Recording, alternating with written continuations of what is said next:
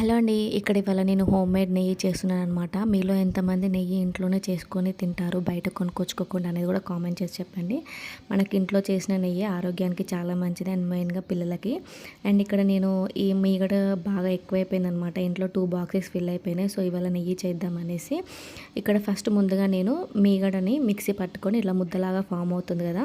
So, దాన్ని ఇలా cool వాటర్‌లో వేసుకోవాలనమాట. కూల్ వాటర్‌లో వేసుకున్న తర్వాత ఇలా ముద్దలాగా ఫామ్ అయిన మీగడని తీసుకొని బటర్ని ఈ ఒక గిన్నెలో వేసుకొని స్టవ్ మీద పెట్టుకోవాలి. అది కరిగేదాకా పైన నురుగు పోయేంత వరకు కలబెడుతూనే ఉండాలి, లేదంటే అడుగంటుతుంది.